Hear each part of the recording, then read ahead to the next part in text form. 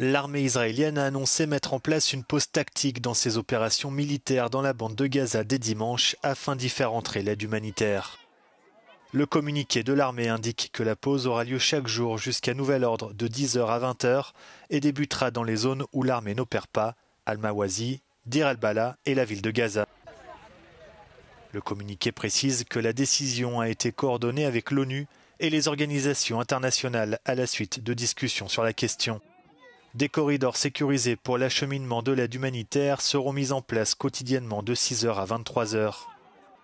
Cette décision intervient alors que plusieurs pays et organisations alertent depuis plusieurs semaines sur le risque de famine à Gaza.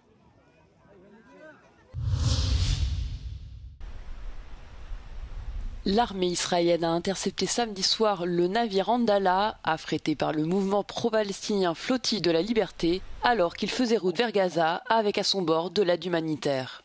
Le bateau transportait 21 activistes et journalistes de diverses nationalités, parmi lesquels 2 députés français du parti La France Insoumise. Selon la coalition de la Flottille de la Liberté, l'équipage aurait été violemment intercepté par la marine israélienne alors que le navire se trouvait dans les eaux internationales à environ 74 km des côtes de Gaza. Le Andala a ensuite été redirigé vers le port d'Ashdod dimanche.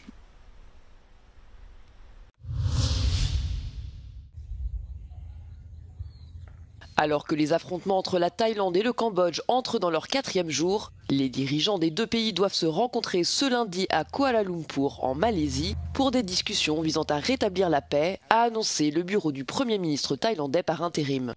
Ce dimanche, le Premier ministre cambodgien a déclaré que son pays était prêt à accepter un cessez-le-feu immédiat et inconditionnel. Le dirigeant thaïlandais s'est montré plus réservé, se disant favorable au principe d'une trêve, tout en soulignant la nécessité d'une intention sincère de la part du Cambodge. Ce développement fait suite à l'intervention de Donald Trump. Le président américain a affirmé s'être entretenu avec les chefs des 2 gouvernements, avertissant qu'il ne conclurait aucun accord commercial avec l'un ou l'autre tant que les hostilités se poursuivraient. À ce jour, le conflit a fait au moins 34 morts et plus de 168 000 déplacés.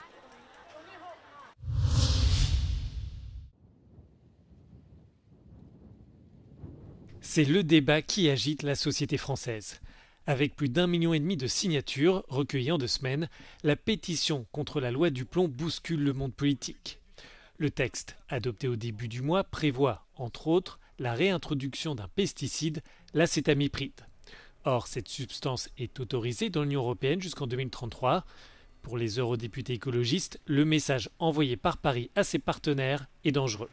Le problème, c'est que la France aurait très bien pu, si elle prenait en considération aujourd'hui les impacts sur la santé publique, aller voir ses homologues des autres États membres en leur disant « harmonisons nos législations, harmonisons nos interdictions, faisons-le dans un sens de l'intérêt général et engageons un travail dans ce sens-là ». C'est pas ce qu'a décidé de faire la France. La France souhaite recourir à cette substance pour protéger ses productions de betteraves, de noisettes, de cerises ou encore de pommes. Les partisans de la loi et le premier syndicat agricole estiment que les producteurs français sont désavantagés par rapport à leurs homologues européens. Au Parlement européen, la droite française approuve le texte et se félicite, à travers lui, de la remise en cause du pacte vert européen. Moi, je suis très fière de participer au détricotage de ce pacte vert, parce que je pense qu'il n'est pas dans la bonne logique. La logique punitive, la logique qui va encore peser sur les agriculteurs, sur leur productivité, leur rentabilité, elle n'est pas la bonne. Il faut choisir la confiance et il faut faire aller de pair produire et produire bien. Et ce n'est pas incompatible. L'acétamipride, qui appartient à la famille des néonicotinoïdes, est dangereux pour les pollinisateurs, à commencer par les abeilles.